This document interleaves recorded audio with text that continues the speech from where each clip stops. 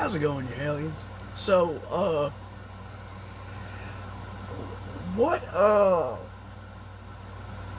what I had in mind today, excuse me, was to show y'all a few, Super Nintendo games and a really, really cool accessory that I played some as a kid but didn't realize how cool it was. And to show y'all something. So, what I've got for y'all today as, I guess a showcase, like the title says that I'm going to put on it, I got the original blocky Super Nintendo with the eject in the middle, and, actually, I don't understand why I'm moving it when I can just release the little twist knob and move it. I've heard it called a Super Nintendo Junior, where it's just a power switch and the reset with the controls and the power adapter and AV plug, which funnily enough is the same one that the N64, the GameCube, and I think the Dreamcast even, there's like 5 or 6 different consoles from about that same generation, or right around it rather, that use that plug, which I think is cool because it's like the PlayStation. You can get 3 or 4 different consoles with just one kind of plug. But that's beside the point. To prove, I'm trying to flip the screen. I'm not trying to increase the contrast or anything. Let me try to drop it down so that it's comfortable for me to see, much less y'all. So this first one, I'm going to show that it works. So this one is the Super Game Boy. It plays Game Boy games on a bigger screen on your Super Nintendo. Come on now, don't try to make me a lie. Alright. Drop it back in.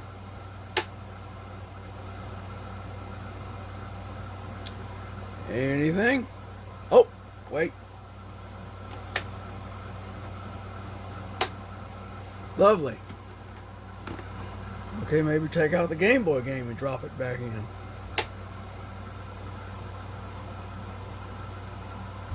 Will it work?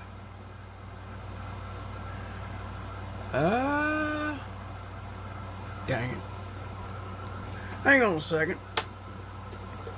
Prime example of cartridges. You think they work fine, but then they move just a tiny bit on the contact pins, and then suddenly they don't work. Let's see, let me just use this shirt because I know it can grab anything. I know, don't blow into it, don't blow into it. But I'm just trying to get it back working right now.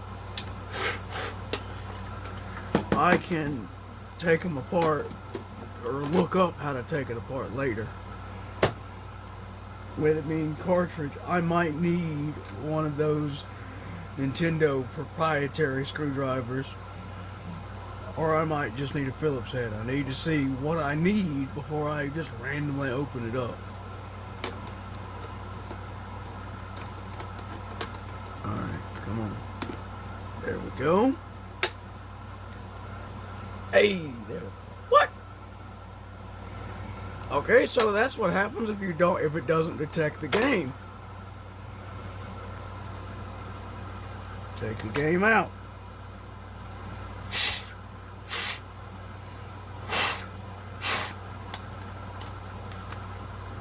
Put the game in.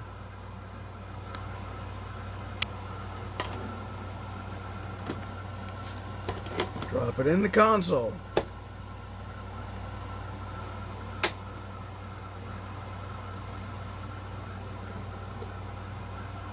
Anything?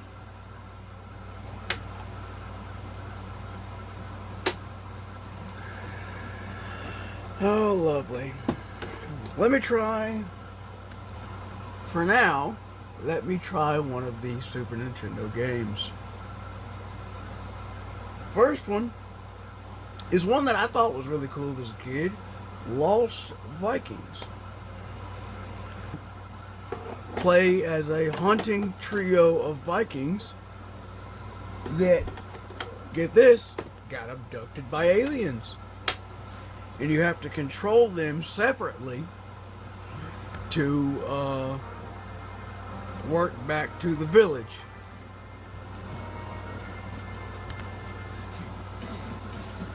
Which I thought that I remember as a kid I used to love the intro music because it sounds so cool. Just to show y'all what it is though. Let's see, start a new game.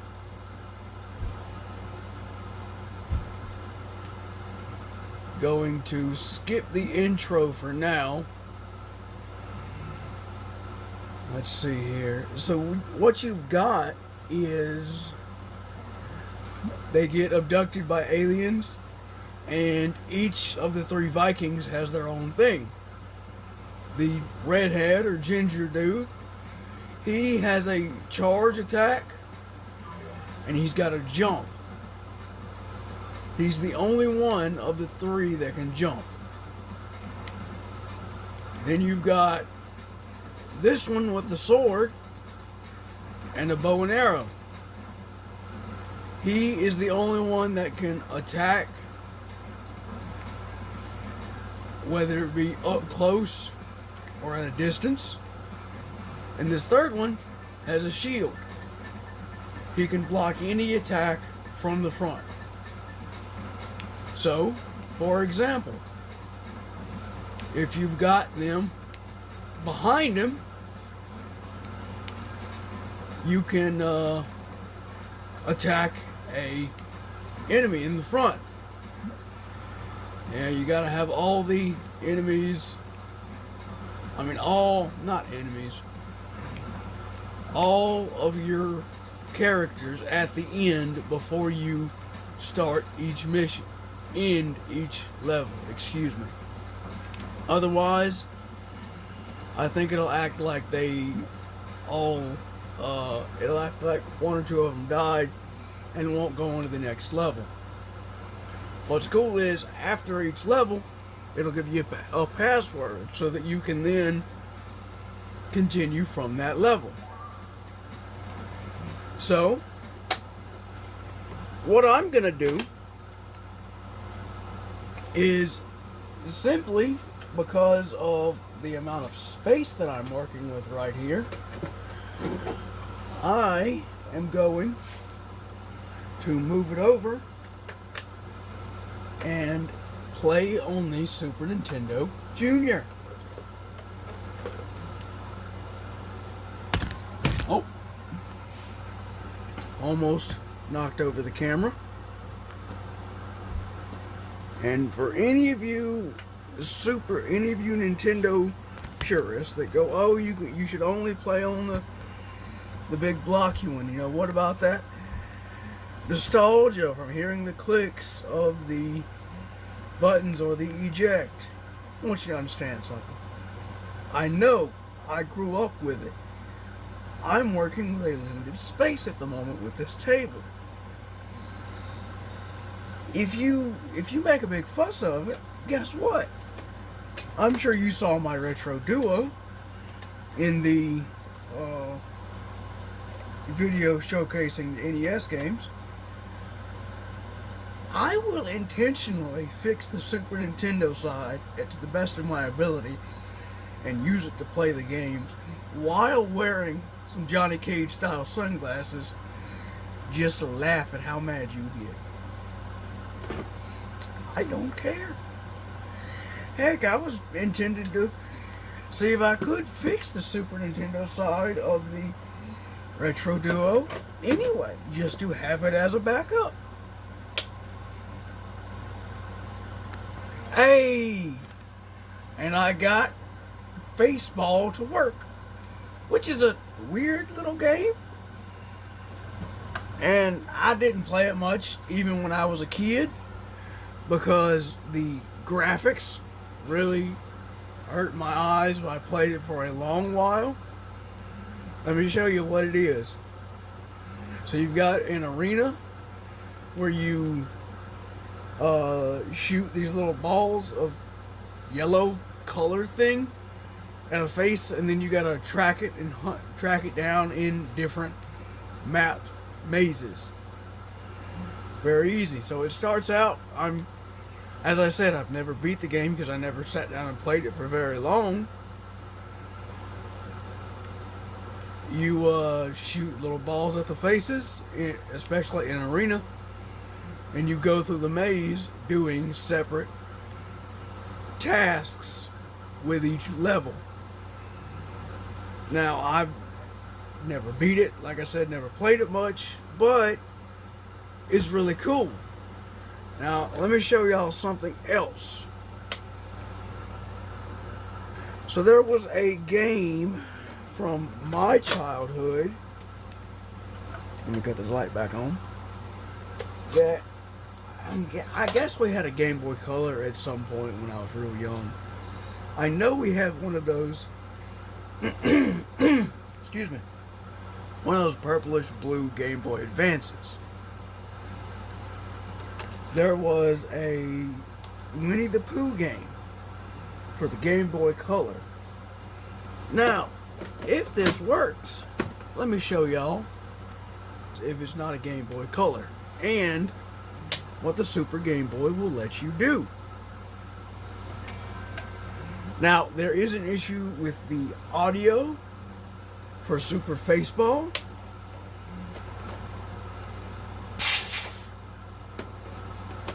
I've heard that you can get it if you've got a credit card, like, or something similar, and wrap it up in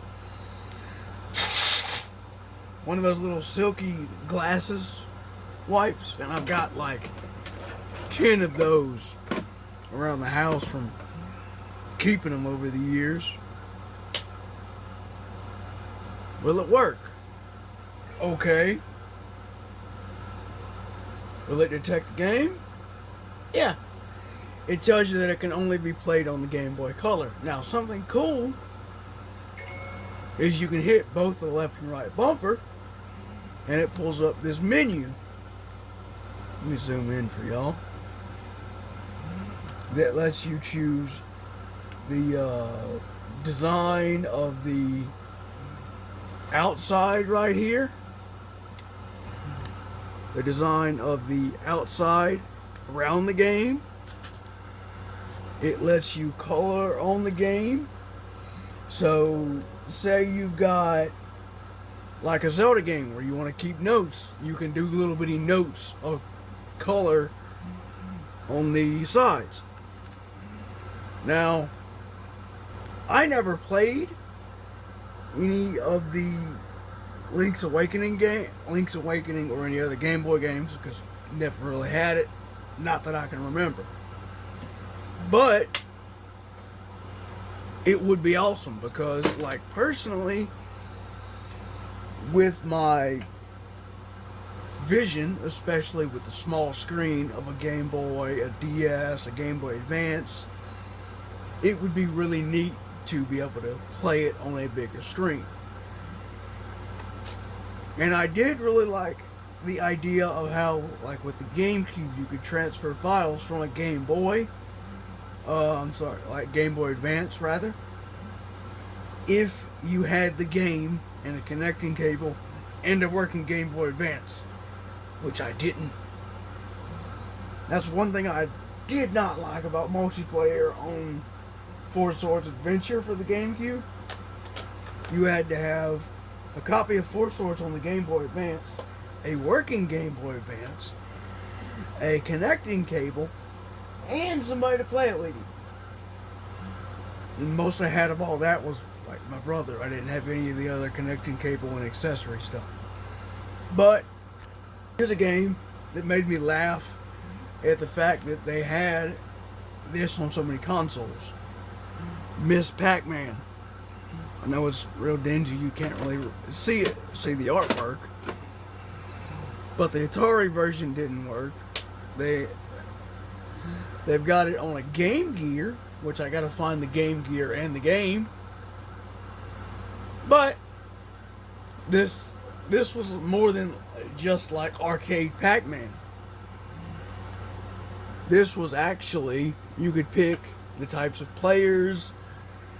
As you can see, you could pick Pack Booster. So it's like, do you want to use a turbo?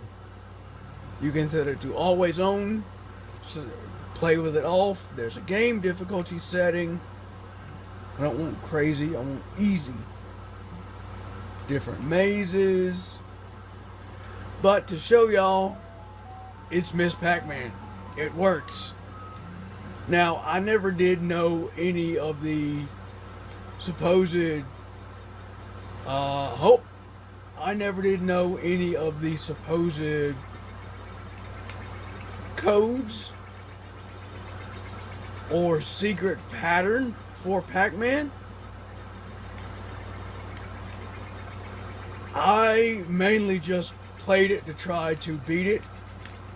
And even on this one, the furthest I think I ever got was maybe level 2 or 3. I never was able to actually beat it. Gotcha.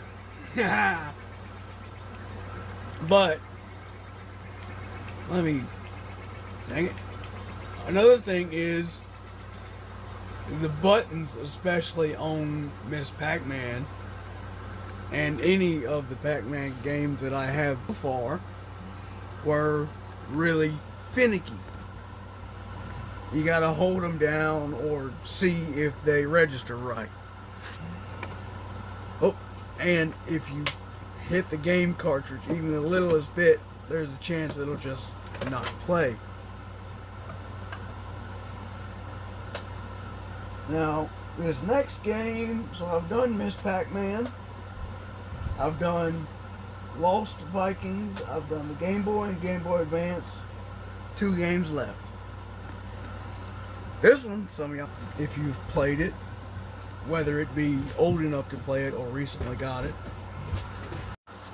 sorry about that, but if you're old enough or recently bought the system and game, or even if you were brave enough to emulate it, you may have played Super Mario Kart. I think it was the first Mario Kart. It's actually still kind of fun, even though I play, like, I know I have played Double Dash way back when I was a kid on the GameCube. I'm afraid it might not work anymore. I've played the Wii Mario Kart, even played some of the newer ones on the Wii U, I think 3DS. But this one is pretty neat because it's not as extensive and difficult to remember, to figure out how to play. Will it work? Come on now. I got second place as Toad and Peach. In first place is Bowser. I know it works.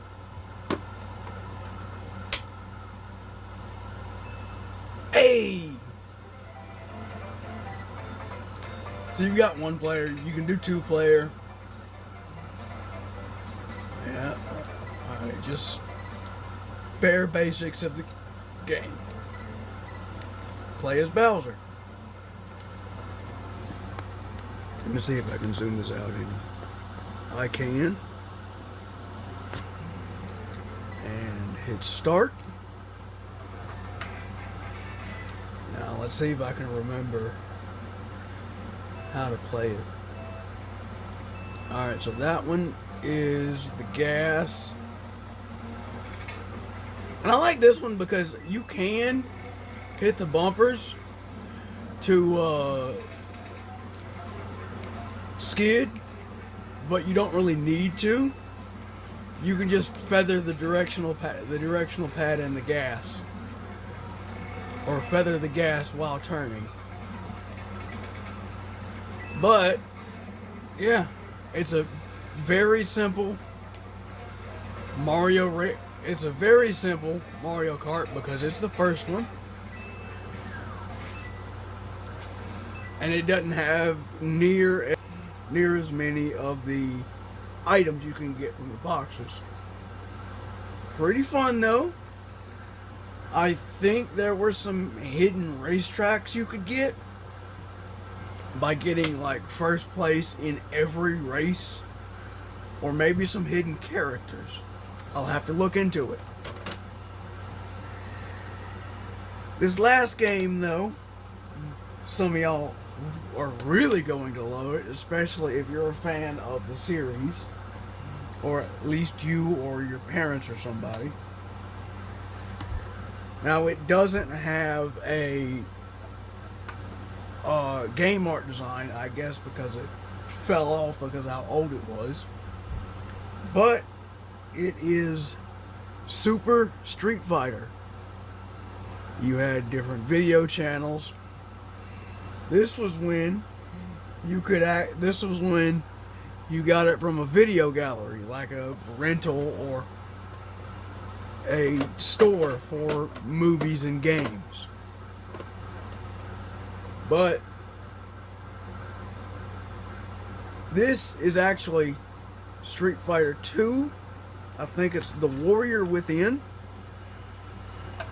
And then I have Street Fighter 2 Turbo Hyper Fighting, which I can show y'all that later. Alright. Oh, hang on. Let's see.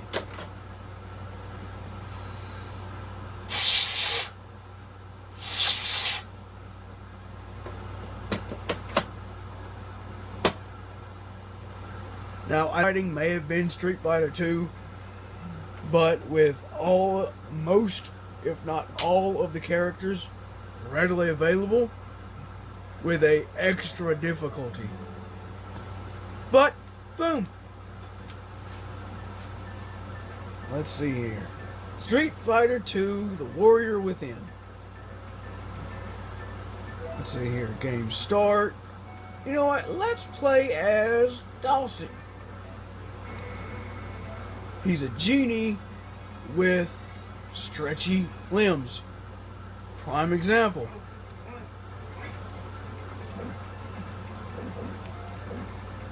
Oh, if I can, come on, stop it. There, quit it. As you can see, I'm still not very good at it. Bear in mind, I haven't played it in several years,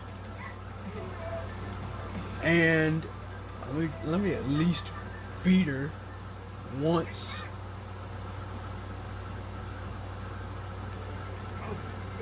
Alright.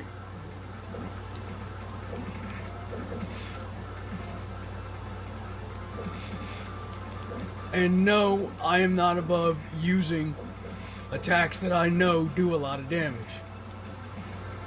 If I can get up. Come on, quit it, quit it, quit it.